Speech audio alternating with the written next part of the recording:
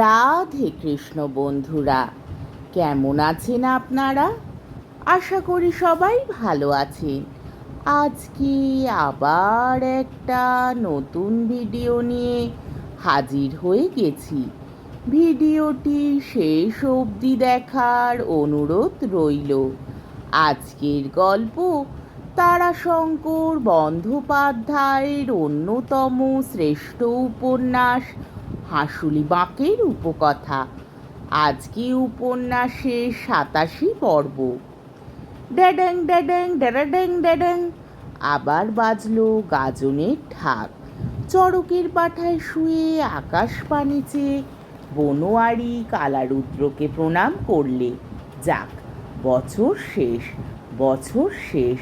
পরম দয়াল খ্যাপা বাবার দৌলতি ভালোই ভালোই কেটে গিয়েছে কাহারদের বছর। বনোয়ারি যা আশঙ্কা করেছিল তা ঘটে নাই। কাহার পাড়ার যুবা প্রবীণ মাতব্বরেরা সকলেই বেঁচে রয়েছে।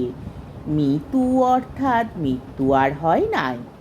হয়েছে যেমন হয়, যেমন নিয়ম তেমনই হয়েছে, তার বেশি কিছু নয়।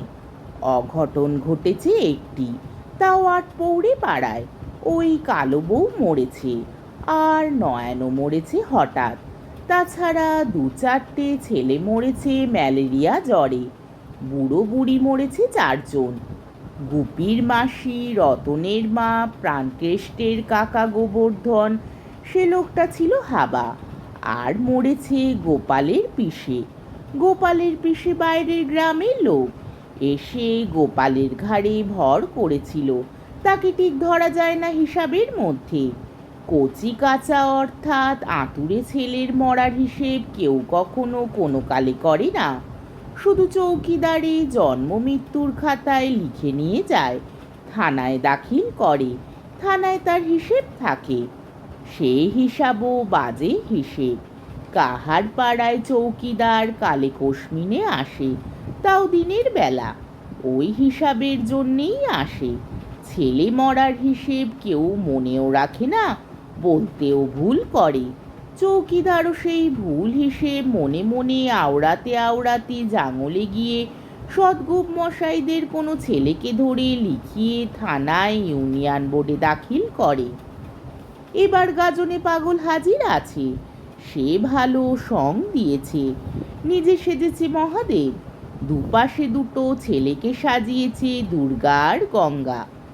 একজন বয়সালো মেয়ে আর একজন যুবতী, বড়কি আর ছুটকি। বনোয়ারিকে ঠাট্টা করেছে। তা করো ভাই পাগল, তা করো। বনোয়ারিরও বেশ ভালোই লাগছে। বনোয়ারি সেদিনের সেই মজলিসের কথা মতো কালো শশীর বঞ্ঝিকে সাঙা করেছে। তার ঘরে এখন 2 বউ, বড়কি আর ছুটকি, গোপালীবালা আর সুবাসী। বছর ফিরে গেল, বিয়ের বছর পুড়তেও দেরি নাই। তবুও মনে হচ্ছে তো সেদিনের কথা। পাগল মিতের গান যেন কানে বাজছে। মনে হচ্ছে এই তো করলি গান। আহ, পাগল মিতে উদোমাতা মানুষ, গুণী লোক, যেমন গলা তেমন গান।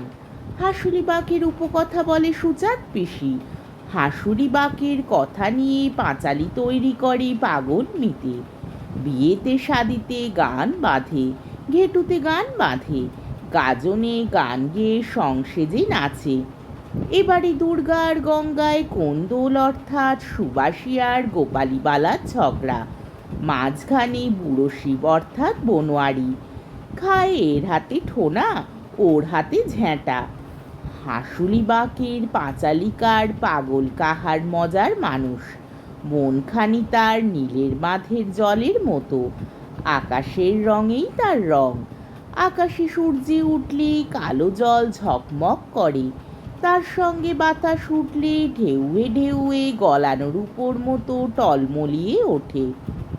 রাত্রে চাঁদ থাকলে নীলের বাঁধের ছায়া মাখানো কালো জলে চাঁদ ওঠে। চাঁদের সঙ্গে তারাও ফুটে ওঠে। আকাশে মেঘ নাবলে নীলের বাঁধের জল হয় গহীন কালো। মনে হয় আকাশ কাঁদছে, তারই দুঃখে নীলের বাঁধের জলও কাঁদছে। তা হবে না কেন? আকাশ থেকেই ঝরে পড়ছে নীলের বাঁধের জল। ও তো ওরই এক কন্যে। পাগল কাহারি বলে কথাটা, নইলে এমন সাজিয়ে কে বলতে পারে অমৃতির মতো বাক্যি। বনোয়ারি হেসে বলে, পাগল মিতের মনটিও নীলের বাঁধের জলের মতো। কাহার পাড়া তার কাছে আকাশ।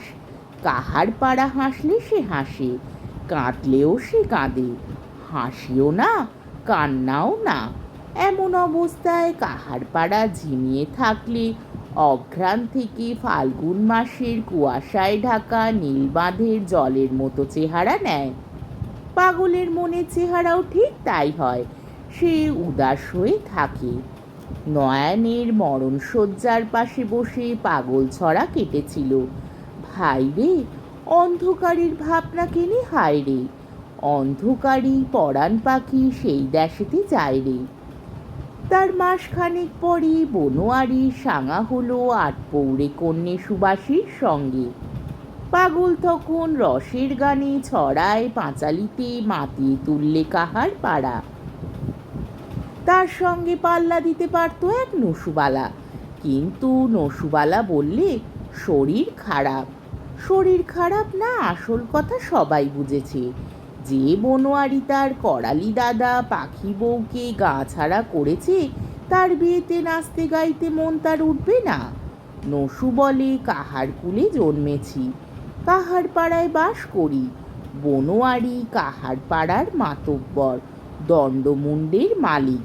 তার হুকুম যেন মানতে হবে বাইরে, কিন্তু মন তো কারুর দাসীবাদী নয়। সে কাহারও নয়, আটপৌরেও নয়। সে শুধু মানুষ। সে রাজারও প্রজা নয়, মহাজনেরও খাতক নয়। সে মানবে কেন বোন? তা নানাচুক নসুবালা। পাগল একাই 100। সে যত্ন করে মদ তৈরি করলে সে মদের তার কি? তার ঘোর অর্থাৎ নেশা কত। নাম করা মদ খাইয়েরা টলতে লাগলো।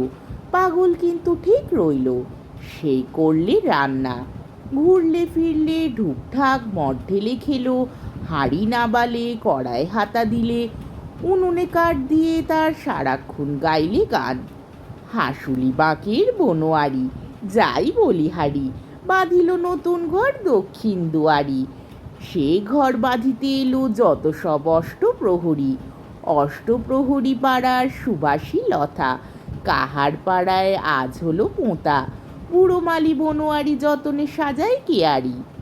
প্রহ্লাদ, রতন, গুপি এরা খুব বাহবা দিলে। এ বিয়েতে বুড়োদেরই হয়েছিল বেশি মাতন। পাগল গেয়েই চলেছিল, সুবাসীলতার ফুল পড়িবে কানে, সুবাস জাগিবে রস বুড়ানো প্রাণে। ও পথে যাস না তোরা, বারণ করি, বুড়ো আসবে তেরে, খেটে হাতে বুড়ো আসবে তেরে। এই সময় বনোয়ারি তার পাশে দাঁড়িয়ে বলেছিল, শোন পাগল। কি? মুখ এমন কেনে? বলবো বলেই ডাকছি। প্রহ্লাদ, অতন, গুপিকে ডাক। বনোয়ারির প্রথম স্ত্রী গোপালীবালা কেঁদেছিল, ফুপিয়ে ফুপিয়ে কেঁদেছিল। বনোয়ারি তাই এসেছিল। কি কই এখন বল দিনি?